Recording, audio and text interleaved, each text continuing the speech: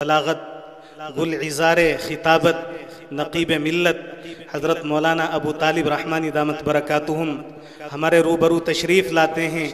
اقبال کا یہ شعر غالباً ایسے ہی افراد کے لیے تھا۔ ہزاروں سال نرگس اپنی بے نوری پہ روتی ہے، ہزاروں سال نرگس اپنی بے نوری پہ روتی ہے، بڑی مشکل سے ہوتا ہے چمن میں دیدہ ور پیدا۔ نعرہ تکبیر حضرت مولانا ابو طالب رحمانی صاحب حضرت ہمارے روبرو تشریف لائیں گے۔ آپ سے درخواست ہے کہ ایک ایک لفظ نہیں بلکہ ایک ایک حرف کو دل کے کانوں سے سماعت کیجیے۔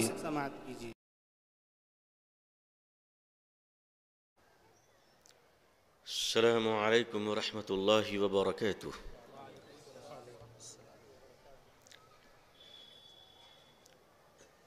بسم اللہ الرحمن الرحیم۔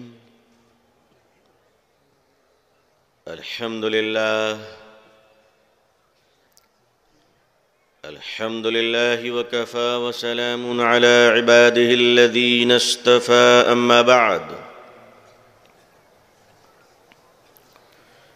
الحمد للہ رب العالمین والعاقبۃ للمتقین والصلاة على رسوله محمد وعلى آلہ واصحابہ اجمعین۔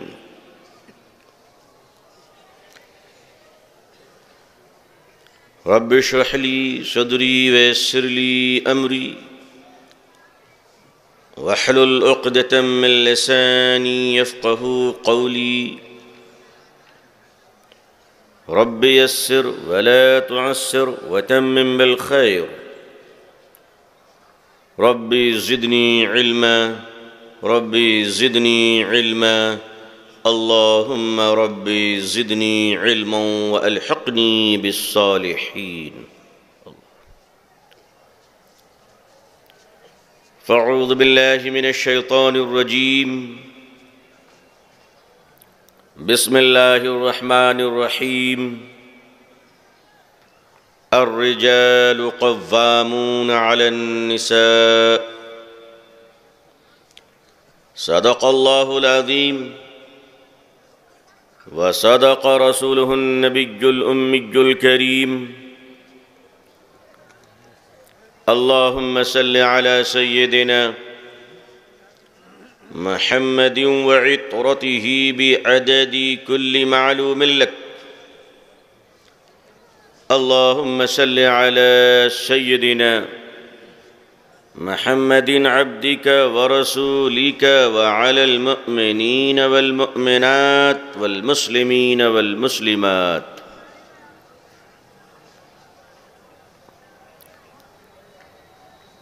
قابل احترام حضرات علماء کرام،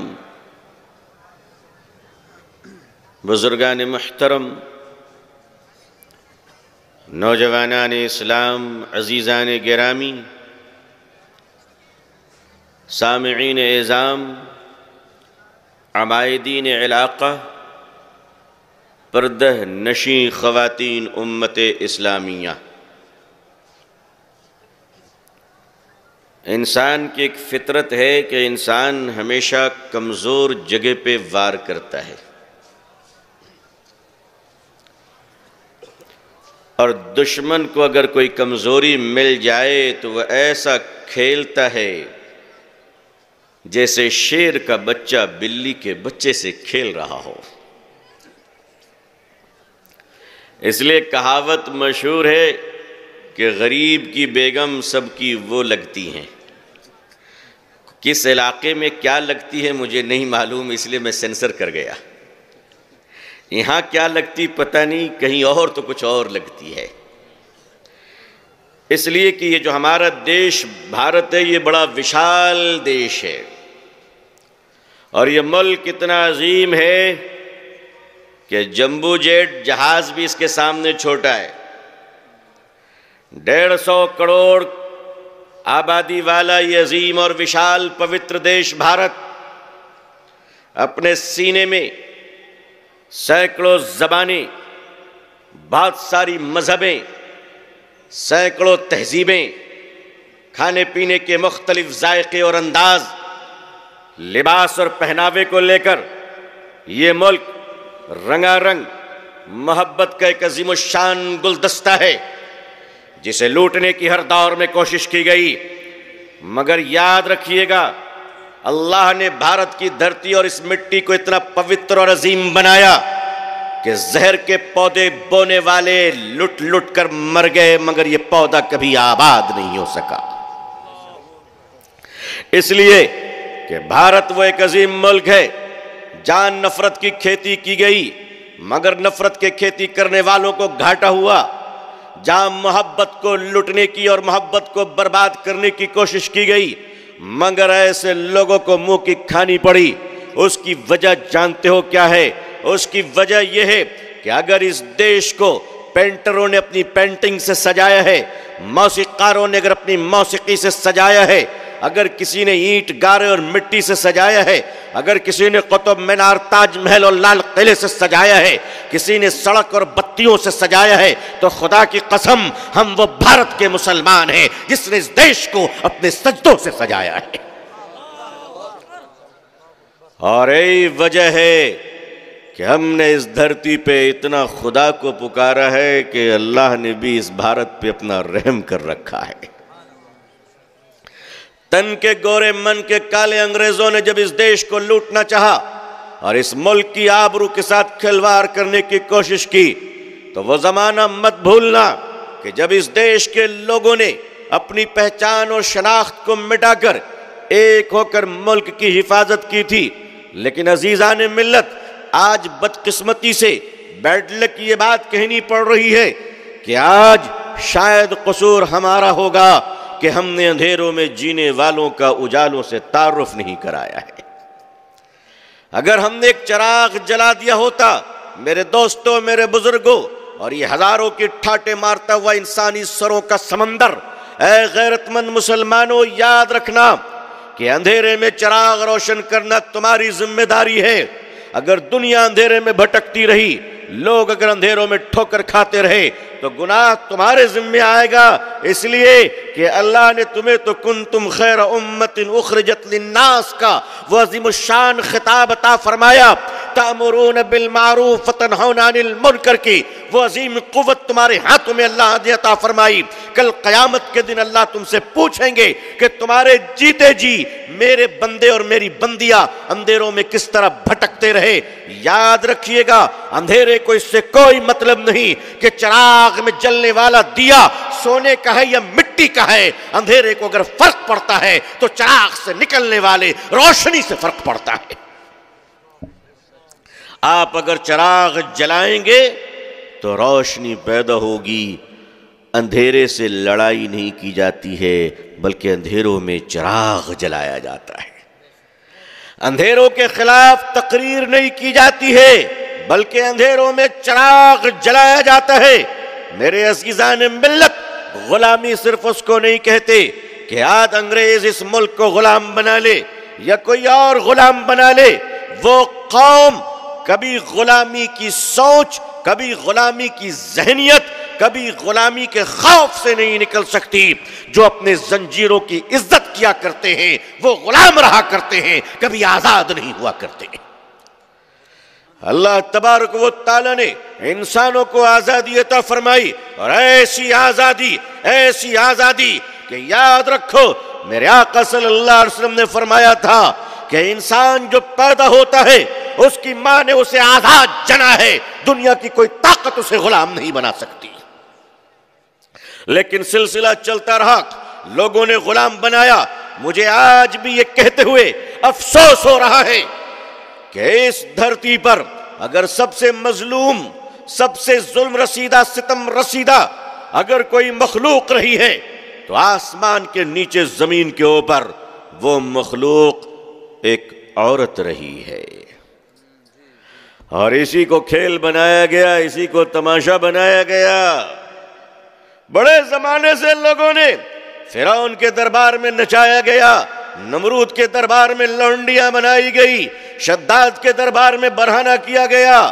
وہ ذرا پوچھو تو شراب خانے کے میخانے میں جام لہرانے والی، پیمانے ہلانے والی وہ بھی لڑکیاں اس دور سے لے کر آج تک عورتوں پر جو ظلم کا سلسلہ جاری رہا، یہ غلامی کا یہ غلامی کی بدترین شکل ہے جسے آج تک کوئی نہیں مٹا سکا۔ لیکن عزیزان ملت، اگر کسی نے مٹایا تھا تو یاد کیجئے اس دور کو جب بیوہ عورت کو منحوس تصور کیا جاتا تھا، جب بیوہ عورت کی شکل دیکھنے کے بعد لوگ اپنی راہ کے رخ کو بدل دیا کرتے تھے، جب بیوہ عورت کی شکل کو اس کی اولاد دیکھنا پسند نہیں کرتی تھی، اس دور میں جب منحوسیت اور مردودیت کے خطاب ایک عورت کو دیا جاتا تھا، اس دور میں جوانی کے شباب میں اور کڑی جوانی میں اگر کسی نے مکے کی دھرتی پہ اس فلسفے کو توڑا تھا اور بیوہ کو عزت و اکرام دینے کے لیے اگر کسی نے اپنی ذات کو پیش کیا تھا، تو یاد کرو اس 25 سال کے اس شاندار خوبصورت نوجوان، اس بنی ہاشم کے بیٹے کو، اس عبد المطلب کے پوتے کو، وہ عبداللہ کے در یتیم کو، وہ آمنہ کے لال کو، وہ کون تھا جو 40 سال کی بیوہ عورت خدیجۃ الکبریٰ کے ساتھ نکاح کر کر ایک 25 سال کے نوجوان محمد رسول اللہ صلی اللہ علیہ وسلم نے اس دنیا کو بتا دیا کہ بیوہ منحوس نہیں ہوتی ہے بلکہ سہاگن ہوتی ہے۔ نعرہ تکبیر، نعرہ تکبیر، حضرت مولانا ابو طالب رحمانی۔ آج جو لوگ ناری سمان ویمنز فریڈم کی بات کرتے ہیں، میں انہیں ایک ٹوٹے ہوئے آئینے کے ٹکڑے سے ان کی شکل دکھانا چاہتا ہوں کہ شاید تمہیں اپنا چہرہ نظر آئے۔ بھاشنوں سے اگر کام چل جاتا تو بھارت میں راشن کے بارے میں کوئی نہیں پوچھتا، لیکن سب جانتے ہیں کہ بھاشن ختم ہونے کے بعد پوری سبزی پہ ایسا لوگ ٹوٹتے ہیں کہ وہ بھول ہی جاتے ہیں کہ وہ انسان ہے بھی کہ نہیں ہے۔ عزیزان ملت، اس روئے زمین پر اسلام کے آنے سے پہلے زندہ بیٹیوں کو دفن کر دیا جاتا تھا۔ مکے میں آج بھی وہ قبرستان موجود ہے جہاں بیٹیاں دفنائی جاتی تھیں۔ میرے آقا صلی اللہ علیہ وسلم نے فرمایا کہ بیٹیاں اللہ کی رحمت ہے، بیٹیاں اللہ کی رحمت ہے، اور بات یہیں ختم نہیں ہوتی۔ فرماتے جس کے گھر میں پہلی بیٹی آتی ہے اس کے گھر میں مصطفیٰ کا سلام آتا ہے صلی اللہ علیہ وسلم۔ میرے آقا صلی اللہ علیہ وسلم نے 3 بیٹیوں سے شروع فرمایا کہ 3 بیٹی کا باپ جنتی ہوگا۔ صحابی ذرا اداس ہونے لگے کیونکہ کوٹے میں 2 ہی اکاؤنٹ تھے۔ فرمانے لگے میرا کیا ہوگا، کیونکہ میرے بس کی چیز تو ہے نہیں کہ میں پروڈکشن کر لوں۔ آقا صلی اللہ علیہ وسلم نے فرمایا کہ 2 بیٹی کا باپ بھی جنت میں جائے گا۔ ایک والے ذرا اوپر نیچے دیکھنے لگے کہ نمبر میرا بھی لگے گا کہ نہیں لگے گا، لیکن رحمت للعالمین صلی اللہ علیہ وسلم نے اسے بھی مایوس نہیں فرمایا، بیٹی کے باپ کو جنت کی بشارت دی۔ اور اتنا ہی نہیں، بیٹی کے باپ کو جنت کی بشارت دی اور بڑے بڑے علماء، مفتی، قطب عالم، بزرگان دین ساروں کو بتا دیا کہ آپ کی جنت تسبیح کے دانوں میں، تہجد کے سجدوں میں نہیں، تمہاری ماں کی قدموں کے نیچے ہے، ماں کی قدموں کے نیچے ہے۔ دنیا کا اتہاس، دنیا کی تاریخ ناری سمان پر ایک ایسا ادھارن پیش نہیں کر سکتی۔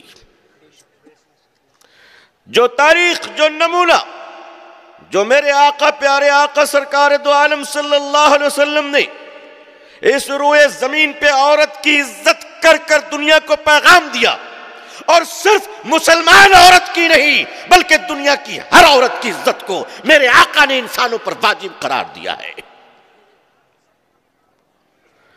حضرت بلال رضی اللہ تعالیٰ عنہ جنگ کے میدان سے ایک دشمن کی بیٹی کو لڑتے ہوئے میدان سے گرفتار کرتے ہیں۔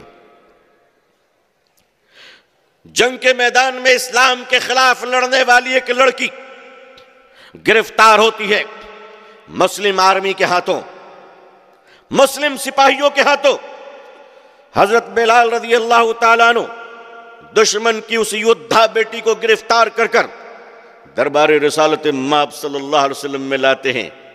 اور عدالت میں پیش فرماتے ہیں. میرے آقا نے فرمایا بلال یہ کون ہے؟ جنگ کے میدان سے پکڑی گئی تھی، کپڑے بھی صحیح نہیں تھے، سر پہ دوپٹہ بھی نہیں تھا کیونکہ لڑنے گئی تھی. حضرت بلال رضی اللہ تعالیٰ عنہ نے فرمایا یا رسول اللہ صلی اللہ علیہ وسلم یہ لڑکی دشمن کی بیٹی ہے، جنگ کے میدان سے گرفتار ہوئی ہے، ہم لوگوں کے خلاف لڑ رہی تھی، مجرم ہے، پکڑ کے لائے ہوں، فیصلہ کیجئے کہ اس کو سزا کیا دینی ہے. سزا کیا دینی ہے؟ میرے آقا صلی اللہ علیہ وسلم نے اپنی چادر مبارک کو اتارا اور فرمایا بلال اس بیٹی کے سر پہ اڑا دو. بلال اس بیٹی کے سر پر اڑا دو. حضرت بلال نے فرمایا یا رسول اللہ صلی اللہ علیہ وسلم یہ بیٹی مسلمان نہیں ہے بلکہ دشمن کی ہے. میرے آقا نے فرمایا بلال بیٹی بیٹی ہوتی ہے چاہے کسی کی بھی ہو. یہ ادھارن دنیا کے اتہاس میں تم کہاں سے لا سکتے ہو؟ عورت کی آزادی، فریڈم آف ویمن، آزادی نسواں کا نعرہ آج دنیا میں جو لگایا جا رہا ہے اس کے پیچھے چھپی ہوئی کانسپریسی اور اس کے پیچھے چھپی ہوئی سازش کو اگر بے نقاب کرنے لگوں تو پھر درد ذہ عورتوں کو نہیں دانشوروں کو ہونے لگے گی. پین آف لیبر، یہ جو لیبر پین ہے نا وہ مردوں عورتوں کے بجائے انٹلیکچوئل کو ہونے لگے گی کہ یہ کیا ہو رہا ہے. ہم جانتے تمہارے کالے کرتوتوں کو، ہم جانتے تمہارے کالے چہروں کو، ہم جانتے کہ تم کیا سوچ رہے ہو، لیکن یاد رکھو جب تک مجھے اللہ توفیق دیتا رہے گا حق کی آواز بلند ہوتی رہے گی انشاءاللہ. ہم تمہارے طرح بزدل نہیں ہیں جو حق کو چھپا لیا کریں. بات عورت کی آزادی کے نام پر اس وقت پوری دنیا میں ہوا گھڑا گیا، پوری دنیا میں، ہمارے ملک میں بھی کیا گیا کہ صاحب مسلمان عورتوں کو بھی آزادی ملنی چاہیے. واہ واہ واہ، بالکل ملنی چاہیے، بالکل. پنجڑے میں بند کبوتر کو آزادی ملنی چاہیے. ملنی چاہیے کہ نہیں ملنی چاہیے؟ ملنی چاہیے. پنجڑے میں بند کبوتر کو آزادی ملنی چاہیے، مگر پنجڑے کا دروازہ کھولنے والی اگر بلی ہو تو ویسی آزادی سے بہتر اندر ہی رہنا ہے. بے شک اندر ہی رہنا ہے. اس لئے پہلے یہ تو دیکھو کہ آزادی کیا ہے. آئیے پہلے کنسپٹ آف اسلام، اسلام کا کنسپٹ فار ویمن کیا ہے، اسلام کا کنسپٹ عورت کے بارے میں کیا ہے. پہلی بات دو چیزیں تشریف آپ کے سامنے، یہ باتیں دو باتیں واضح ہو گئی. بہن کے بارے میں اسلام نے کیا کہا؟ وہ ایک بھائی کی آبرو، بھائی کی بازو، بھائی کی قوت، بھائی کی شان ہے. اور بیٹی ظاہر سی بات ہے جنت کی سرٹیفکیٹ ہے، ماں اس کے قدموں کے نیچے جنت ہے، اور بیوی اس دنیا کی سب سے بہترین نعمت ہے، سب سے بہترین نعمت ہے. اور بات یہیں پہ نہیں، اسلام نے اپنے پورے دین میں، دیکھو اسلام مذہب نہیں ہے، مذہب تو رسم و رواج اور چند عقائد اور فلسفے اور اجتہاد کا نام ہوتا ہے، اس میں تبدیلی کی گنجائش ہوتی ہے. اسلام ناٹ اے ریلیجن، اسلام مذہب نہیں ہے، اسلام اللہ کا دین ہے. کیا ہے یہ؟ Way of life. یہ پوری حیات، طرز حیات، اصول حیات ہے، یہ آداب زندگی ہے. اسلام صرف کھانے پینے کا مذہب نہیں بلکہ من المہد الی اللحد، ماں کی گود سے لے کر قبر کی گود تک جو سلیقہ سکھا دے وہ اسلام ہے، وہ اسلام ہے. اسلام یہ بتاتا ہے کہ بچہ جب پیدا ہوگا تو پیدا ہوتے تمہیں ڈھول بجانا ہے یا اذان دینا ہے نا؟ باپ کو ناچنا نہیں ہے، بچے کے کان میں اذان دینا ہے، اذان دینی ہے. کیا کہنا ہے؟ اللہ اکبر، اللہ اکبر، اللہ از گریٹ، اللہ از مہان، اللہ مہان ہے. اللہ کی آواز پکارنی ہے تمہیں، اور پھر اس بچے کو اچھا ماحول دینا، اچھی پرورش دینا، اچھی تعلیم دینا، اچھا سنسکار دینا ہے، اچھی سنسکرتی دینی ہے، بڑے چھوٹے کا آداب سکھانا ہے، بدتمیز نہ بنے۔ کیوں؟ اسلام چاہتا یہ ہے کہ صرف ماں باپ کو ایک اچھا بچہ نہیں بلکہ دیش کو ایک اچھا ناگرک بھی ملے، دیش کو ایک اچھا ناگرک بھی ملے۔ اس لیے کہ ماں باپ کو کھلانے کے لیے بچے چوری بھی کر لیا کرتے، تو بعض جگہوں پہ چور بھی اپنے ماں باپ کا خیال رکھتا ہے، لیکن اسلام کہتا ہے نہیں، صرف ماں باپ کے لیے نہیں بلکہ اپنے دیش کا خیال رکھ سکے، پڑوسیوں کا خیال رکھ سکے، اگر بسوں میں چل رہا ہو تو مسافروں کا خیال رکھ سکے، ایک ایسی تربیت۔ پھر وہ بچہ بڑا ہوتا ہے تو اسلام نے سب سے زیادہ اگر کسی چیز کو، کسی سسٹم کو، توجہ فرمائیے گا، اسلام نے سب سے زیادہ اگر کسی سسٹم کو پاورفل بنایا ہے، پاورفل، سب سے زیادہ پاورفل، تو وہ سسٹم ہے فیملی لائف۔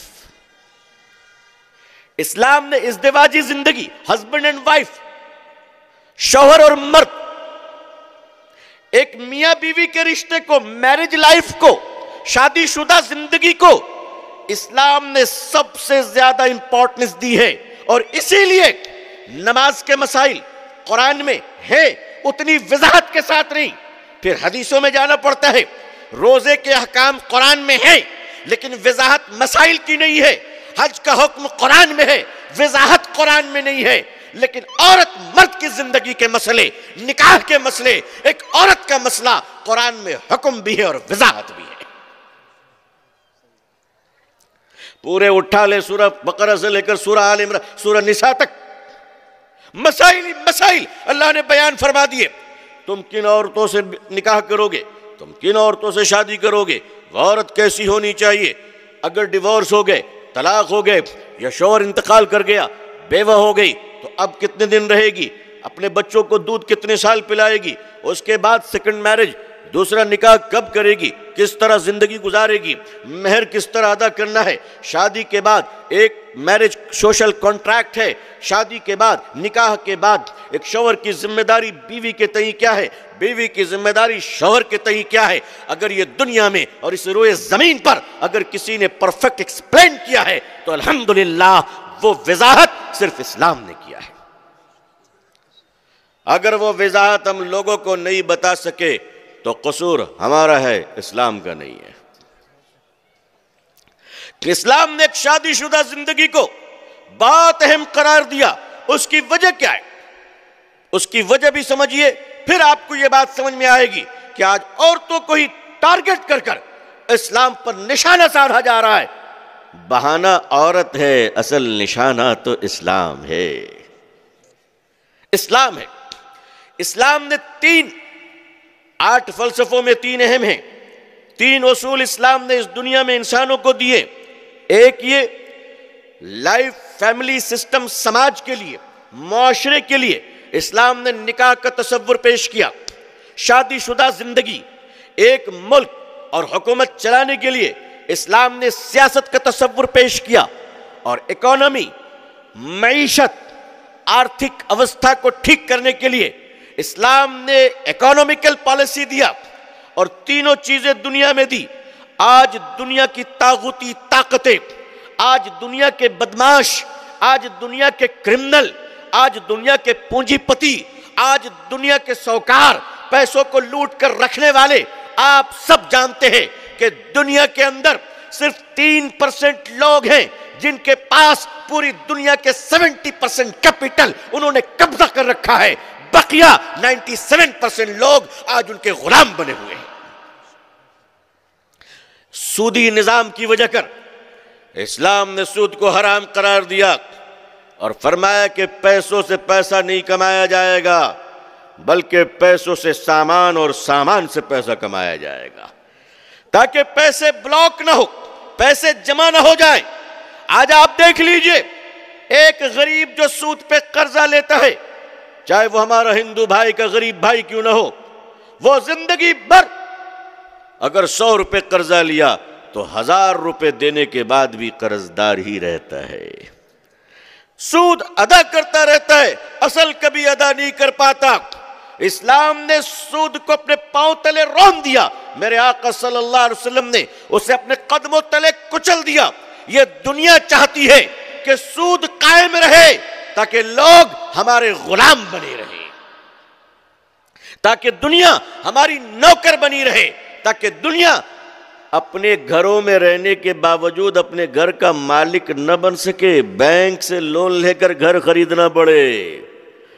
اگر تم نے پیمنٹ کر دیا تو ٹھیک ہے، ورنہ بینک والے تمہارے گھر کو نیلام کر کر تمہیں راتوں رات بے گھر کر دیں گے سود کی وجہ سے۔ دوسرا، اسلام نے انصاف کا نظام پیش کیا کہ اے لوگو، اگر تم حکومت کرتے ہو تو اللہ کے بندوں پر، انسانوں پر، چاہے وہ کسی بھی ذات اور کسی بھی دھرم کے لوگ ہو، ان کے ساتھ انصاف کرو، ان کے ساتھ محبت سے پیش آؤ، ان کے ساتھ اخلاق سے پیش آؤ، اور ایسا شاندار انصاف کرو کہ انہیں یہ لگنا نہیں چاہیے کہ ان کے سر پر کوئی ظالم حکومت ہے۔ حضرت سیدنا عمر فاروق رضی اللہ تعالیٰ عنہ راستے سے گزر رہے تھے تو کیا دیکھا کہ ایک بوڑھا یہودی بھیک مانگ رہا تھا۔ حضرت عمر رضی اللہ تعالیٰ عنہ اپنی سواری سے اتر گئے اور اپنے ساتھی سے فرمایا کہ اسلامی حکومت میں کسی کو بھیک مانگتا ہوا دیکھ کر آج مجھے شرم سے پانی پانی ہو گیا، آج میرا سر شرم سے جھک گیا کہ عمر کی حکومت میں کوئی بھیک کیوں مانگ رہا ہے۔ حضرت عمر اس کے قریب گئے اور فرمایا، اے یہودی سن، کیا تو بوڑھا ہے، تجھے اسلامی حکومت سے سیلری نہیں ملتی، وظیفہ نہیں ملتا، پینشن نہیں ملتی ہے، بڑھاپے کی پینشن نہیں ملتی ہے؟ اس نے کہا، وہ پہچانا نہیں کہ حضرت عمر ہے، اس نے کہا حضور مجھے اسلامی حکومت کی طرف سے بڑھاپے کی پینشن ملتی ہے۔ حضرت عمر نے فرمایا، کیا وہ پینشن تیرے لیے کافی نہیں ہے جو بھیک مانگ رہا ہے؟ انہوں نے کہا کہ وہ پینشن میرے لیے کافی ہے۔ کہا پھر بھیک کیوں مانگ رہا ہے؟ تو اس نے کہا کہ مجھے اسلامی حکومت کو جو سال میں ٹیکس دینی پڑتی ہے وہ میرے پینشن میں نہیں بچتا ہے، اس ٹیکس کو دینے کے لیے میں بھیک مانگ رہا ہوں۔ حضرت عمر رضی اللہ تعالیٰ نے فرمایا کہ کل آ جانا۔ حضرت عمر نے میٹنگ بلائی، ورکنگ بورڈ کی، اپنے خلافت کی کمیٹی کی میٹنگ بلائی، اور میٹنگ میں بلا کر فرمایا کہ جو آدمی جوانی بھر، پوری جوانی ہمارے اسٹیٹ کی خدمت کر رہا ہے، بڑھاپے میں اگر اسے ٹیکس دینے کے لیے بھیک مانگنا پڑے تو اسلامی حکومت کے سر پر داغ بن جائے گا۔ اور پھر سیدنا عمر فاروق رضی اللہ تعالیٰ عنہ نے دنیا کی تاریخ میں پہلی بار یہ پاس فرمایا کہ سینئر سٹیزن سے ٹیکس نہیں لیا جائے گا، سینئر سٹیزن سے ٹیکس نہیں لیا جائے گا۔ حضرت عمر فاروق رضی اللہ تعالیٰ عنہ کے سامنے ایک خاتون اپنے چھوٹے بچے کو رلا رہی ہے، آپ گزر رہے، وہ بچہ رو رہا ہے رات میں، آپ پھر گزر رہے، پھر وہ بچہ رو رہا ہے، پھر گزر رہے، پھر رو رہا ہے۔ آپ پریشان ہو گئے کہ عمر کی حکومت میں مدینے کی گلیوں میں ایک معصوم بچہ رات میں کیوں رو رہا ہے؟ حضرت عمر نے معلوم کیا تو پتہ چلا کہ فیملی غریب ہے، اس کی ماں اسے دودھ نہیں دے رہی ہے تاکہ وہ بھوک کے مارے روٹی چبانا سیکھ لے، تاکہ حضرت عمر کے سامنے پیش کر سکوں کہ اے امیر المومنین، میرا بچہ روٹی کھا رہا ہے۔ اسلامی حکومت بچوں کو بھی ان کے خرچے کا پیسہ دیا کرتی تھی۔ جی، کہا کہ اس لیے ہم اپنے بچے کو رلا رہے۔ حضرت عمر نے فرمایا، آج سے بچوں کو پیسہ دینے کے لیے ہم اس کی روٹی کے کھانے کا انتظار نہیں کریں گے، بلکہ جس دن سے بچہ پیدا ہوگا اسی دن سے پیسہ جاری کر دیں گے۔ یہ حکومت کا نظام تھا۔ عزیزان ملت، تیسرا کنسپٹ جو پیش کیا اسلام نے وہ فیملی لائف، ازدواجی زندگی، ہسبینڈ وائف، ایک سماج، سوسائٹی اور معاشرہ کیسا ہوگا، یہ بہت امپورٹنٹ ہے، بہت امپورٹنٹ ہے۔ اس لیے کہ جو بچے آج آپ دیں گے وہی بچے کل بڑے ہوں گے، وہی کل اسکالر ہوں گے، وہی کل عالم و مولانا ہوں گے، وہی کل پولیٹیشین ہوں گے، وہی کل M L A M P بنیں گے، وہی کل منسٹر بنیں گے، وہی کل جج اور آفیسر بنیں گے۔ تو پروڈکشن اگر غلط رہا تو وہ کچھ بھی بنیں گے تو غلط ہی رہیں گے۔ اس لیے اسلام نے پروڈکشن کو صحیح کرنے کے لیے فرمایا یاد رکھو ایک عورت کے جسم پر مرد بغیر شادی کے ہاتھ نہیں رکھ سکتا، نہیں رکھ سکتا، اور اگر رکھ دیا تو اتنے کوڑے لگائیں گے کہ اس کے ابا تک کی چیخ نکل جائے گی. یس، ابا تک کی چیخ نکل جائے گی. اسی بھارت میں کتنی لڑکیوں کا اپہرن ہو رہا ہے اور کتنے ریپ ہو رہے ہیں. 2012 میں بڑا ہنگامہ ہوا تھا، بڑا ہنگامہ تھا کہ نربھیا کیس دلی میں کینڈل لے کے لوگ نکل رہے تھے. سزا دو. 7 سال کی بچی، 6 سال کی بچی اٹھائی جاتی ہے، اس کا اپہرن کیا جاتا ہے، کڈنیپ کیا جاتا ہے، اس کی عزت لوٹی جاتی ہے. اسلام نے کہا اگر کوئی مرد کسی کی ماں، بہن، بیٹی، بیوی کی عزت لوٹ لے تو اس پر رحم نہیں کرنا ہے، بلکہ سرے عام اس کو پتھر مار مار کے مار دینا ہے، تاکہ اس کو دیکھ کر دنیا سمجھ لے آسان نہیں ہے کسی کی بہو بیٹی کے جسم پر ہاتھ ڈالنا. ایسا مارو کہ اس کے چیخ سے دوسروں کی روح کانپ اٹھے. ایک عورت، ایک بیٹی سڑک سے کیوں نہیں جا سکتی؟ ان آواروں کی اتنی ہمت، ان لفنگوں کی اتنی ہمت، ان لچوں کی اتنی ہمت کہ وہ کسی کی بھی ماں، بہن اور بیٹی کے جسم پر ہاتھ ڈال دے. اسلام نے کہا شادی کرو، شادی کرو، شادی کرو، شادی کے بغیر کوئی نہ رہے. اور فرمایا اسلام نے شادی کا حکم دیا، آدیش دیا. فرمایا اگر تمہارے پاس صحت ہے، طاقت ہے، رکھ سکتے ہو تو بغیر شادی کے رہنا یہ پاپ ہے، جرم ہے، گناہ ہے. نکاح، اور نکاح کے بغیر سماج کے بارے میں اسلام نے سوچا ہی نہیں. اس لیے نکاح اسلام کا ایک بہت امپورٹنٹ پارٹ ہے. نکاح ماں باپ کے رشتوں سے بھی پہلے یہ رشتہ نکاح ہے. دوبارہ سنیے، ماں باپ کے رشتوں سے بھی پہلے نکاح کا رشتہ امپورٹنٹ ہے، اس لیے کہ نکاح پاک ہے. یہی وجہ ہے کہ اللہ نے دنیا میں جو پہلی عورت پیدا کیا حضرت حوا کو، تو حوا پہلے ماں نہیں بنی بلکہ حضرت آدم کی پہلے بیوی بنی. سبحان اللہ، سبحان. تو عورت اس دنیا میں اور جنت میں ماں بن کر نہیں، بیوی بن کر آئی تھی. اس دھرتی پہ سب سے پہلی عورت جو آئی وہ ماں بن کر یا بیوی بن کر؟ جی، بیوی بن کر. اللہ نے بتایا کہ بیوی کتنی امپورٹنٹ ہے، اس لیے کہ نکاح کے ذریعے سے پھر رشتے چلتے ہیں. نکاح کے ذریعے سے رشتہ چلتا ہے.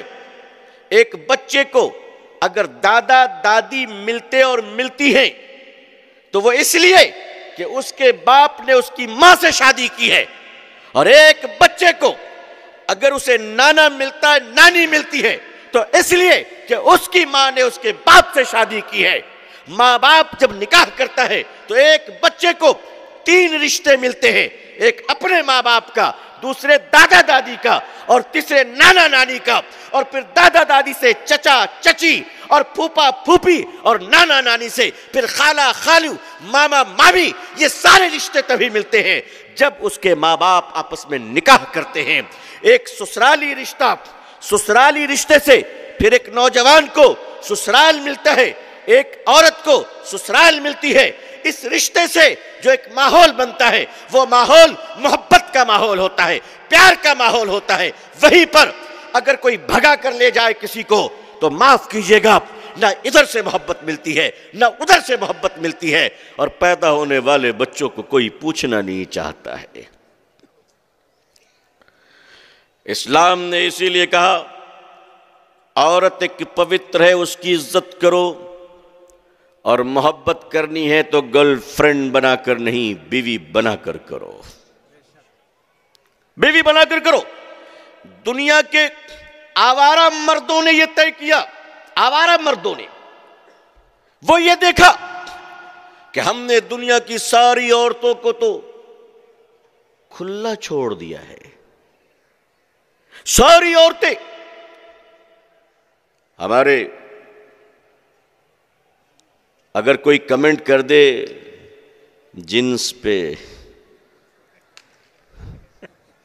بیچارے بھوکت بھوگی ہے اس لیے میں زیادہ نہیں بول رہا ہوں، اتنا بھی کہنا جرم ہے کہ پھٹی ہوئی ہے؟ ارے پھٹی کو پھٹی نہیں کہیں گے تو کیا سٹی کہیں گے؟ ٹھیک ہی تو کہا ہے ماننیہ مکھیہ منتری جی نے، کیا غلط کہا انہوں نے؟ مگر ان کا پرابلم یہ ہے کہ پھٹی ہوئی جنس سے بھی دقت ہے، ڈھکے ہوئے برقعے سے بھی دقت ہے۔ جو لوگ کل کہتے تھے مسلمان عورتوں کے چہروں سے نقاب ہٹاؤ، کیا ہو گیا؟ وہ بھی ماسک پہن کے گھوم رہے ہیں۔ ارے بھیا، عورت کے چہرے سے ہٹاتے ہٹاتے آپ کیوں ناری بن گئے؟ نظر نہ آنے والا چیونٹی سے ایک چھوٹے وائرس نے آپ کو ایسا ڈرا دیا کہ آپ منہ ڈھکے چل رہے ہیں۔ تو جب ایک معمولی چیونٹی سے بھی چھوٹے وائرس سے ڈر کر آپ ماسک پہن رہے ہیں، تو آوارہ اور لچوں سے بچنے کے لیے ہماری عورتیں اگر برقع پہن رہی تو دقت کیا ہے؟ آپ کو دقت کیا ہے؟ آپ سمجھنے کی کوشش کیجئے، ہماری مسلم بیٹیاں جب تک تم نقاب میں رہو گی، یہ دنیا انشاءاللہ اپنی اوقات میں رہے گی، اوقات میں رہے گی انشاءاللہ۔ تم نقاب مت چھوڑو، تم اپنا حیا مت چھوڑو، پردہ نہ چھوڑو۔ تو یہ دنیا کے بڑے بڑے سازشی درندوں نے دیکھا کہ ہم نے دنیا کی ہر عورت کو جانور بنا دیے، اور بنا گئی۔ آج عورت کو جو کچھ بھی اس دنیا کے لوگوں نے دیا ہے، رسول اکرم صلی اللہ علیہ وسلم نے عورت کو جو کچھ بھی دیا وہ ایک باپ کے گھر میں بیٹی کی حیثیت سے دیا، ایک بیوی بنا کر دیا، ماں بنا کر دیا، بہن بنا کر دیا۔ مگر آج دنیا نے عورت کو جو بھی کچھ دیا ہے وہ عورت بنا کر نہیں، مرد بنا کر دیا ہے، مرد بنا کر۔ مطلب یہ بیوی بنے گی مگر کھٹو تاکہ اپنا خرچہ خود اٹھاؤ، خود اٹھاؤ۔ اور اتنا ہی نہیں، نوکر بنا دیا۔ ہوائی جہاز میں ایئر ہوسٹس کون؟ عورت۔ اچھا، اس کو بھی بڑا مزہ آتا ہے، کین آئی ہیلپ یو؟ اتنا پیار سے اگر شوہر میں، اگر گھر میں شوہر سے بات کرے تو کبھی جھگڑا نہ ہو۔ بولے کبھی جھگڑا ہو، کچڑا اٹھا کے دیجئے، وہ تھینک یو۔ ارے بھائی کچڑا دے رہے ہیں، کوئی سونا توڑ دے رہے ہیں؟ دیکھیں discipline, thank you, how you sir, welcome on board. اتنی شرافت آ گئی۔ گھر میں روٹی بناتے ہوئے کہتی ہو یہ ظلم ہے، اور ہوٹل میں ٹیبل صاف کرتے ہوئے کہتی ہو یہ آزادی ہے۔ تمہاری مانسکتا کا فرق ہے، یہ تمہاری مانسکتا کا فرق ہے۔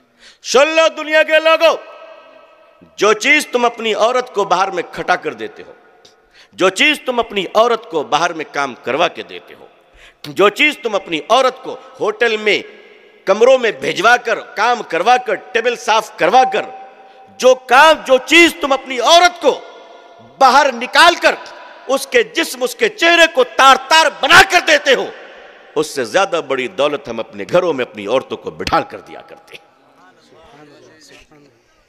ہم بٹھال کر دیا کرتے ہیں۔ میرے آقا صلی اللہ علیہ وسلم نے ذمہ داریاں تقسیم کر دی۔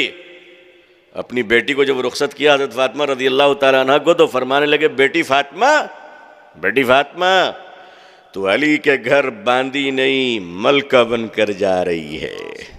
کیا بن کر جا رہی ہے؟ ملکہ بن کر جا رہی ہے۔ علی کے ذمے ہے، جو کھائے وہ تجھے کھلائے، جو پہنے وہ تجھے پہنائے، سلایا کپڑا پہنائے، رہنے کو تجھے مکان دے، یہ شوہر کی ذمہ داری ہے۔ اور اسلام نے ایک ایسا حق عورت کو دیا ہے جو مولوی صاحب لوگ ڈر سے نہیں بولتے، اور میں صرف اس لیے بول رہا ہوں کہ مجھے تو نکل جانا ہے کل، وہ آپ لوگ پھنسیں گے اور کوئی مسئلہ نہیں۔ بیوی کے ذمے پکا کر دینا نہیں ہے۔ آئی سمجھ میں بات؟ اب سب لوگ ڈر رہے، کیا یہ کیا کر رہے ہیں، یہ پورا سسٹم سبوٹاژ ہو جائے گا۔ کل سے معلوم ہے مفتی صاحب ٹفن لے کے ٹہل رہے کلیئر شریف میں. کہا کیا ہوا؟ کہا وہ ناشتہ منگوائی ہے، لے کے جانا ہے. مولانا صاحب کہا وہ رات کے جلسے سے آئیے گا، کھانا لیتے ہوئے آئیے گا. نہیں، آگے فرمائی سنیے، بیوی کے ذمے، شوہر کے ذمے. نکاح کے وقت ہم لوگ کیا کہتے ہیں شوہر کو؟ نان نفقہ کہتے کہ نہیں کہتے؟ کیا کہتے ہیں بولو تمہیں؟ نان نفقہ. کس کے ذمے ہے؟ بیوی کے ذمے نان نفقہ. آپ ہی بتا دیجئے نان کا ترجمہ کیا ہے. اگر کچے آٹے کو نان کہتے ہیں تو میں دوبارہ پڑھوں گا جا کے. میں زیادہ پڑھا لکھا آدمی نہیں ہوں، لیکن میں جانتا ہوں کہ نان کے معنی روٹی ہوتی ہے نا. تو پکی پکائی روٹی کس کے ذمے ہے؟ ارے یہ تو نکاح کے وقت میں کہا جاتا ہے، کہنے کے بعد بھی نہیں مانتے ہو. شوہر بھی ترجمہ نہیں جانتا، قاضی صاحب بھی جانتے، کون سا میں نہیں مانا تو یہ کیا مانے گا. بیوی کے ذمے نہیں، شوہر کے ذمے. لیکن جو عورت اپنے شوہر کے گھر میں کھانا پکائے گی، شوہر کے لیے، اس کے بچوں کے لیے، اس کے گھر والوں کے لیے، اس کے مہمانوں کے لیے، تو آئیے اس پر بونس اور اجر کیا ہے. اگر وہ چولہے کی گرمی کو برداشت کرے گی تو اللہ اسے جہنم کی آگ سے بچائیں گے. سبحان اللہ، سبحان. جو عورت اپنے شوہر کے گھر میں جھاڑو لگاتی ہے، ہر جھاڑو کے بدلے اللہ اسے صدقے کا ثواب عطا فرماتے ہیں. تم کہتے نوکرانی، یہ نوکرانی ہے. سنو مسلمانوں، بچہ پالنے کو تم زحمت سمجھتے ہو. جو ماں اپنے معصوم بچے کو دودھ پلانے کے لیے راتوں میں اٹھتی ہے، اللہ ان ماؤں کو تہجد پڑھنے کا ثواب عطا فرماتے ہیں. اتنا بڑا مقام اللہ نے عورت کو دیا. افسوس ہماری عورتیں بھی اپنا مقام نہیں سمجھ پائیں. غلطی ہماری ہے، ہم نہیں سمجھا پائے، ہم انہیں نہیں بتا پائے. شوہروں کی بھی غلطی ہے کہ وہ بھی دین کو نہیں سمجھتے کہ بیوی کے حقوق کیا ہیں. سسرال والے بھی نہیں سمجھتے. یہ جو بہو آ رہی ہے، ساس بیچاری ایسا لگتی ہے جیسے فرعون کی ماں ہے، صندوق لے کر بیٹھی رہتی ہے. ایسا لگتا ہے جیسے بہو نہیں آ رہی ہے، قارون کی بھگنی آ رہی ہے. سسر بھی اپنے موج کو تو دیتا ہے، ہماری عزت کا زوال ہے. آپ کی عزت بھی ہے؟ پہلی بار معلوم ہوا کہ آپ کی عزت بھی ہے. ماشاءاللہ، آپ کے گھر کی بلی آپ کی نہیں سنتی اور کہتے عزت ہے. اب بہو جب گھر میں آتی ہے، ذرا آپ سوچئے کہ ایک لڑکا نکاح کے نام پر، شادی کے نام پر مطالبہ کرے لڑکی کے باپ سے. دیکھو بھائی، ایک بات یاد رکھنا، ہم لوگ اپنے بچپن میں، آپ لوگوں نے بھی سنا ہوگا، علماء حضرات ہیں ہمیں ماشاءاللہ، بچپن میں ہمارے نانی دادی کے زمانے میں جب شوہر گھر میں آتے تھے نا، تو بیویاں احترام کرتی تھی اور کہتی تھی میرا سرتاج آیا ہے، میرا سرتاج آیا ہے. کراؤن، سر کا تاج. اور پھر بہت احترام سے پانی پیش کرنا، کھلانا پلانا، جو کچھ ان کی خدمت ہے وہ باضابطہ کرتی تھی. سرتاج آیا ہے. آج جب بیوی گھر میں بیٹھی رہتی، موبائل میں چیٹنگ کر رہی ہے، شوہر گھر میں آیا، ہارن بھی بجایا گاڑی کا، کوئی فرق نہیں ہے، دروازہ بھی نہیں کھولنے گئی. نوکرانی دروازہ کھول دیا ہے، خود ہی کھول لیا. آیا اندر، کچھ نہیں. گھر کی عورتیں، لڑکیاں نوکرانی بتاتی ہے، بیوی جی آپ کے سرتاج آئے ہیں. کہ کون؟ نام بھی نیا معلوم ہوتا ہے. کہ سرتاج. کہ کون سرتاج؟ کہ وہ سرتاج ہے. کہ کون ہے؟ کہ وہ تو میرا محتاج ہے. پر آپ کا محتاج کیسے؟ کہ وہ جس موٹر سائیکل سے آیا وہ میرے باپ نے دیا ہے. خیر آپ لوگ تو شریف آدمی ہیں ماشاءاللہ، آپ لوگ ایسا نہیں کرتے ہوں گے. کہا وہ جس موٹر سائیکل پہ چڑھ کے آیا وہ میرے باپ نے دیا. جو گھڑی اس کی کلائی پہ میرے باپ نے دیا. جو جوتا کھول رہا ہے میرے باپ نے دیا. جس گھر میں داخل ہو کر برتن میں کھائے گا میرے باپ نے دیا. جس پلنگ پر بیٹھے گا وہ میرے باپ نے دیا. اس بھکاری بھٹیارے کا باپ تو انٹرنیشنل فقیر تھا. اس کے باپ کے پاس کیا تھا؟ کھانے کا محتاج. اس کو میں کہوں گی سرتاج. یہ تو انٹرنیشنل بھکاری باپ کی اولاد ہے. بڑے میاں اپنے بیٹے کو اللہ کی نعمت سمجھو، قربانی کا بکرا مت سمجھو۔ ایک نوجوان اپنی بیوی کے جہیز پر بک جائے، اس سے بہتر ہے کہ وہ رمضان میں زکوٰۃ کے پیسے وصول لے۔ اگر تمہیں جہیز چاہیے تو ہمارے مدرسے والے سب چندہ اسپیشلسٹ ہوتے ہیں ماشاءاللہ، جو کبھی نہیں دیتا اس سے بھی نکال لیتے ہیں۔ ہاں، ایک علاقے مشہور تھا کہ وکیل صاحب چندہ نہیں دیں گے، مولوی صاحب نے بھی چیلنج کیا کہ ہم نکال لیں گے، اس میں کیا دقت ہے، ہم کو تو چندہ ہی نکال لیں۔ گھر میں گھس گئے، کہا السلام علیکم، وعلیکم السلام، کیا بات ہے مولوی صاحب یہاں آ گئے؟ دیکھیں میں اپنے کام سے نہیں ہوں، آپ کے کام سے آیا ہوں۔ کہا میرا کام کیا؟ کہا وہ رات میں خواب دیکھا تھا آپ کے سسور جی لٹکے ہوئے ہیں۔ اندر سے بیوی نے سن لیا، وہ اندر سے آواز دی اندر آنا۔ وکیل صاحب گئے، کیا بات؟ میرے باپ کا معاملہ گڑبڑا ہے تو میں گھر سے نکال دوں گی۔ انہوں نے کہا بچیں گے کیسے؟ کہا کچھ زیادہ نہیں، ہمارے مدرسے میں ایک آدھ کمرہ بننا ہے، اگر بنوا دیے تو ان کا جنت میں بن جائے گا، اور نہیں بنائیے تو ایسے ہی بیٹھے رہیں گے بارش میں۔ کہا نہیں بنائیے، تو جو وکیل کبھی نہیں دیتا تھا وہ بھی دے دیا بیچارہ۔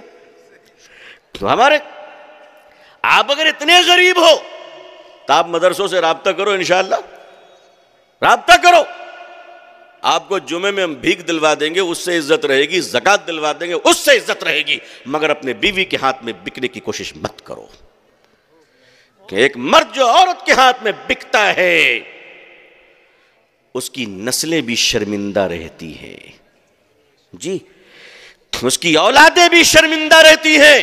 اور کتنا دن کھاؤ گے بھائی جہیز کا مال، کتنا دن کھاؤ گے؟ ایک دو سال میں تو ختم ہو ہی جاتا ہے نا، ختم ہو ہی جاتا ہے۔ تو ایک عورت کی عزت سیکھیے کہ نکاح کے سسٹم کو اسلام نے مضبوط کیا ہے، اور نکاح کو آسان کیا، زنا کو مشکل کیا۔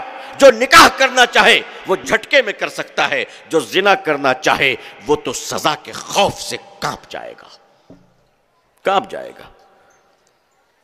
اسی لیے اب ان دنیا کے لوگوں نے انہوں نے دیکھا کہ ہم نے دنیا کی ہر عورت کو اج برہنہ کر دیا، دوڑا دیا دنیا میں، جب جس کو چاہا آفس سیکرٹری بنایا۔ کتنے کیسز ہیں ان کی عزتیں لوٹی گئی، آفس میں، کارخانے میں، فیکٹری میں، بسوں میں۔ کیا یہ سچائی نہیں ہے؟ اب انہوں نے دیکھا کہ دنیا کی ہر عورت پر تو ہم نے ہاتھ صاف کر لیا، مگر صاف نہیں کر سکے تو مسلمان عورت پر ہاتھ صاف نہ کر سکے۔ بولیے انشاءاللہ تم قیامت تک نہیں کر سکو گی۔ اب یہ مسلمان عورت کو ورغلانے کے لیے کئی موبائل فون کا گفٹ کروا رہے ہیں، ہاں، کئی آزادی کا نعرہ لگوا رہے ہیں، کئی ویڈیوز دے رہے مسلمان عورتیں۔ جانتے اس کی وجہ کیا ہے؟ کیونکہ مسلمانوں کے ابھی بھی ریلیشن، لائف، فیملی سسٹم باقی ہے، الحمدللہ الحمدللہ۔ لیکن آج یورپ میں، ویسٹرن کنٹریز میں کچھ بھی نہیں ہے، کچھ بھی نہیں ہے، کچھ بھی نہیں ہے۔ حال یہ ہے کہ اب تو پاسپورٹ میں اور اسکول کے فارم میں باپ کے نام لکھنے کی جگہ ہی ختم کر دی گئی ہے، جگہ ہی ختم کر دی گئی ہے، اس لیے کہ ان کو معلوم ہی نہیں کہ ان کا باپ کون ہے۔ ارے بچہ تو چھوڑیے، ماں کو نہیں معلوم کہ اس کا باپ کون ہے۔ فرانس میں ایک منسٹر رہی ہیں 2007 میں، مس رچیدہ، 3 سال یا 2 سال رہی شاید، 2009 تک، لیڈی فرانس کی۔ ذرا دھیان دیجئے، وزیر انصاف، منسٹر آف جسٹس، اس نے بہت زوردار تقریر کی مسلمان عورت کے خلاف کہ یہ عورت کا برقع، عورت کا حیا، اور عورت کا ایک نکاح اور ایک شوہر کے ساتھ رہنا اور گھر میں بندھے رہنا، یہ بہت بڑا ظلم ہے، اس کو دنیا سے مٹانا ہے۔ ٹھیک ہے، ان کا حال کیا ہوا سنیے گا۔ وہ پریگننٹ ہوئی، گربھوتی، یہی کہتے ہیں نا ہندی میں، حاملہ ہوئی، ہم مبارکباد دیتے آنٹی ہیں، پریگننٹ ہوئی۔ اس کے بعد کیا ہوا سنیے گا، عدالت میں کیس گیا۔ کیوں؟ اس لیے کہ 8 لوگوں نے دعویٰ کیا کہ یہ بچہ میرا ہے.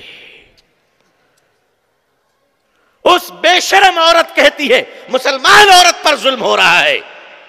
تمہاری طرح ہماری عورتیں بدنصیب نہیں ہیں، بچوں کے باپ ہمارے یہاں کنفرم رہتے ہیں. آج یورپ میں کیا ہو رہا ہے؟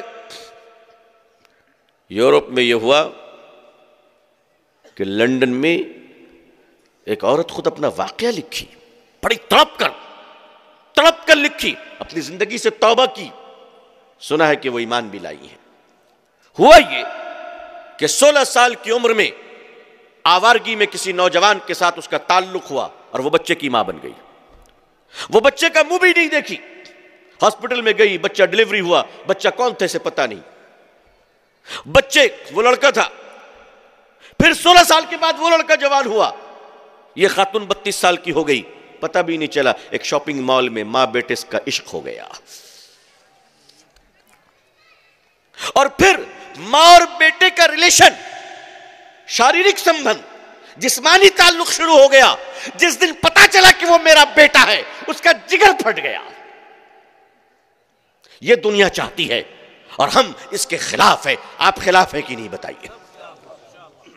بھارتیہ سماج کو بچانا ہے، بھارتیہ سماج کو بچانا ہے، بھارتیہ ناری کو بچانا ہے، بھارت کے مول سنسکار کو بچانا ہے. تو اس طرح کے اندھے قانون اور اس طرح کے پرچار کے خلاف ہمیں آواز بلند کرنی ہوگی. آزادی کا مطلب یہ نہیں کہ عورتیں کوٹھوں پہ چلی جائیں. آزادی کا مطلب یہ نہیں کہ عورت جس کے چاہے بستر پر پہنچ جائے. عورت کی عزت ہوتی ہے اور وہ عزت ایک مرد سے زیادہ قیمتی ہوتی ہے. افسوس یورپ کی عورتوں پر. وہاں کی مائیں تو اتنی بدنصیب ہیں بھائی، وہاں کی مائیں تو اس قدر بدنصیب ہیں کہ ان ماؤں کو جب بچہ ہوتا ہے تو وہ بدنصیب مائیں اپنے بچوں کو نہیں پالتی ہیں، بلکہ ان کے بچوں کو نوکرانی پالتی ہے اور مائیں کتے کے بچوں کو پالتی ہے. کتے کے بچے کو پالتی ہے. اسی لیے جب وہ بوڑھے ہو جاتے ہیں تو بچے ان کو اولڈ ہاؤس میں ڈال دیتے ہیں اور یہ لوگ بھی کتوں کے ساتھ رہتے ہیں.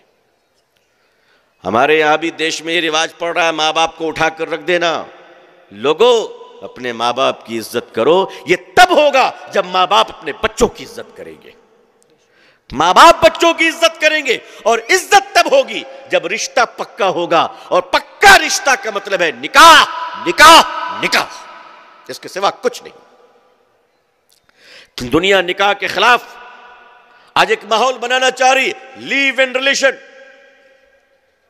مطلب ساتھ رہو، جب جی چاہے الگ ہو جاؤ. عورت کو تم نے کیا پبلک سروس بنا دیا ہے؟ جب چاہ چلے گئے. کہا کہ اڈلٹریز، شادی شدہ عورت کسی بھی مرد کے ساتھ جا سکتی ہے، شادی شدہ مرد کسی بھی عورت کے ساتھ جا سکتا ہے. یہ کیا آوارگی ہے؟ انسان اور جانور میں فرق ہونا چاہیے. اسلام نے عورت کو عزت دی ہے. عورت پبلک پراپرٹی نہیں بلکہ اللہ کی نعمت ہے. اس کے بچے بھی نعمت ہے، اس کا جسم بھی نعمت ہے، اس کی آبرو بھی نعمت ہے. آج بھارت کے کوٹھوں پہ 5 لاکھ سے زیادہ حوا کی بیٹی، 5 لاکھ سے زیادہ انسان کی بیٹیاں آج پروسٹیٹیوشن کا کام کر رہی ہے، آج عزت بیچ رہی ہے. ان بیٹیوں کی عزت تمہیں نظر نہیں آتی؟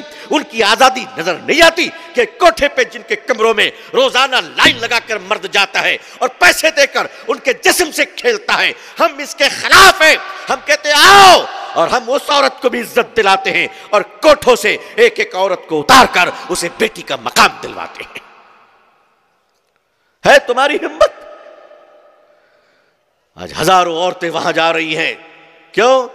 تم کہتے ہو شادی کر کے ذمہ داری کون لے گا؟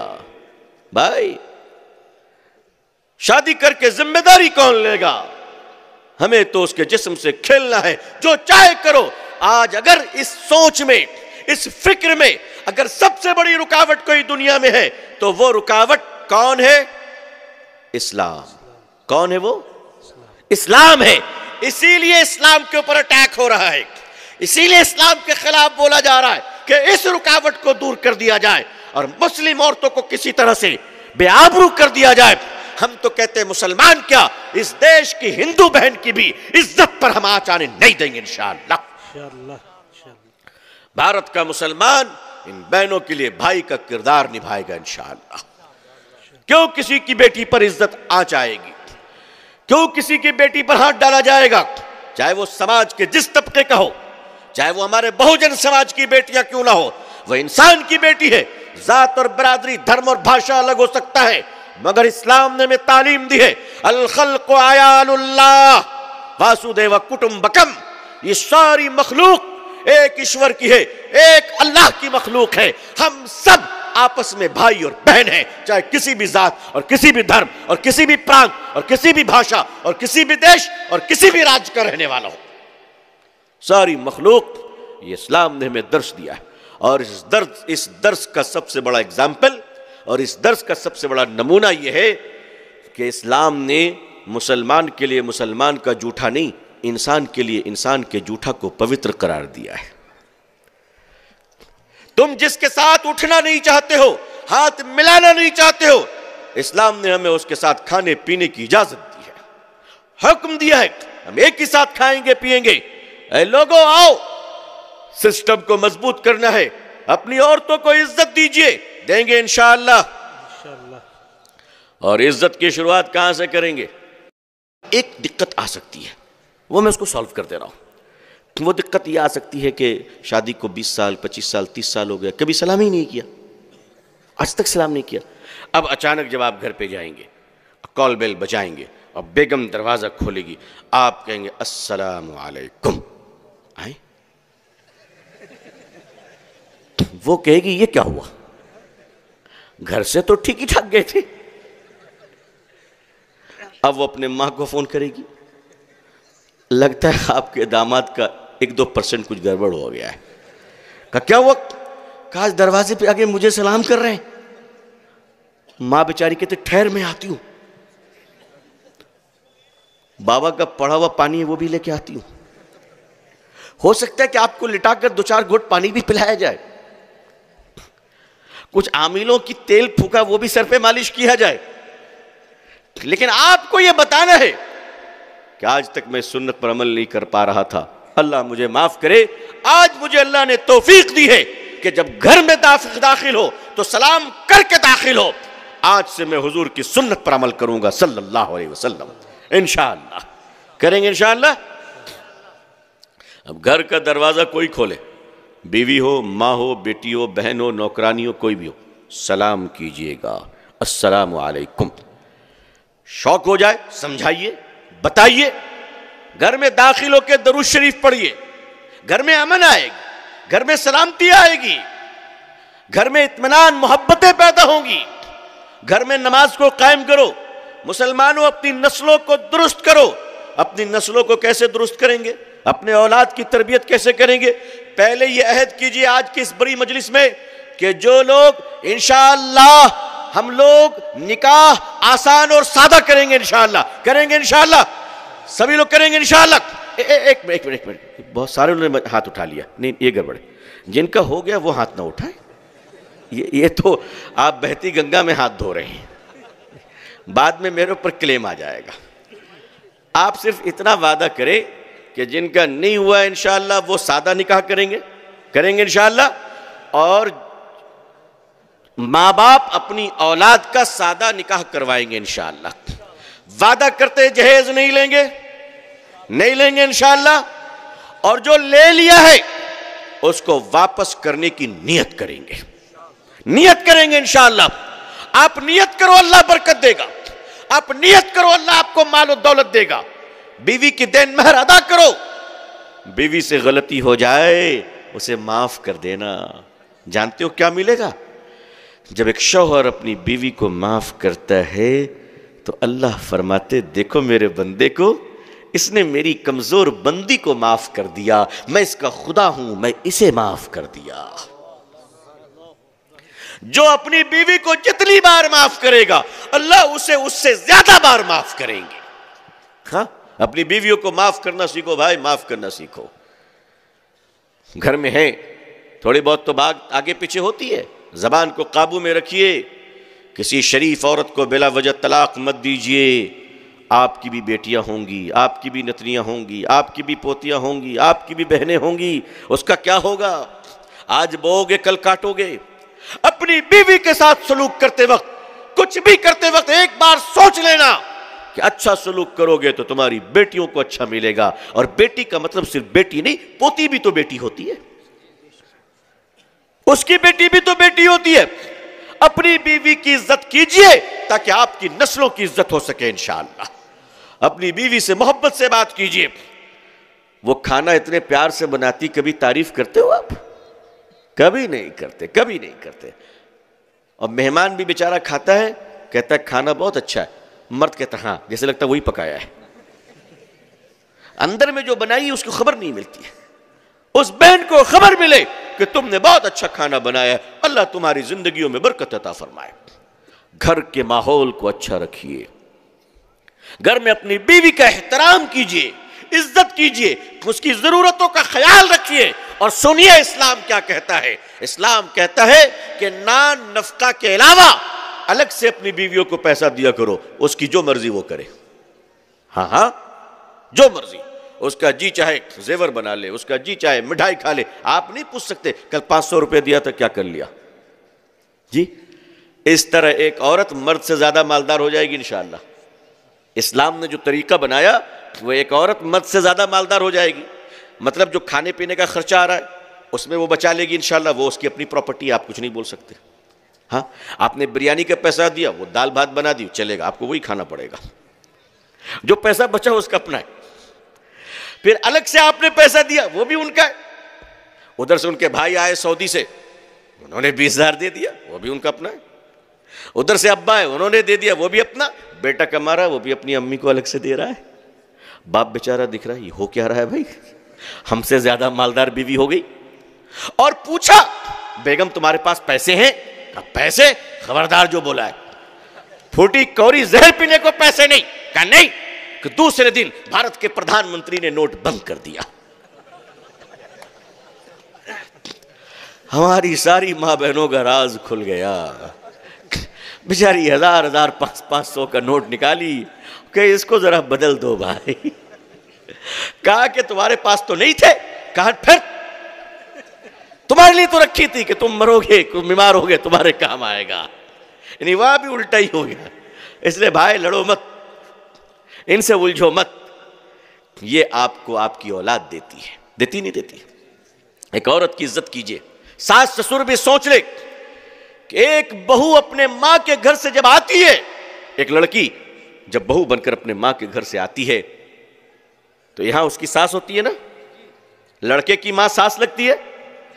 اب بتائیے کہ وہ بہو اپنے گھر سے اپنی ماں کو چھوڑ کے آتی ہے نا، سچ بولو، چھوڑ کے آتی کہ نہیں آتی؟ وہ لڑکی اپنے ماں کے گھر سے اپنی ماں کو چھوڑ کر آتی ہے، اور سسرال میں ساس، سنو، بہو کو ساس کی نہیں ماں کی ضرورت ہے، ماں کی ضرورت ہے۔ تم ماں بن جاؤ نا۔ او سسر صاحب، آپ کی پیاری بیٹی، بہو، ننھی سی بچی، 20-22 سال 25 سال کی لڑکی اپنے باپ کو چھوڑ کر آئی ہے، آپ سسر نہیں باپ بن جاؤ نا۔ جس گھر میں ساس سسر ماں باپ بن جائیں گے، اس گھر میں بہو بھی بیٹی بن جائے گی، بہو بھی بیٹی بن جائے گی۔ ایک بار بہو سے ساس کہہ دے بیٹی تیرے سر میں درد ہو مجھے کہنا، میں سر دباؤں گی۔ ایک بار آپ بولو، زندگی بھر وہ آپ کی غلامی کرے گی انشاءاللہ۔ لیکن آپ تو پہلے ہی بولتے ہیں کیا لائی ہو، کیا لائی ہو، کیا کیا دیا ہے تمہارے باپ نے۔ نہیں نہیں نہیں، ایسا مت کیجیے۔ آپ اپنی بیٹیوں کے ساتھ انصاف کیجیے۔ باپ کی پراپرٹی میں بیٹی کا حصہ ہے، یہ اللہ کا حکم ہے، اللہ کے رسول کی شریعت ہے صلی اللہ علیہ وسلم۔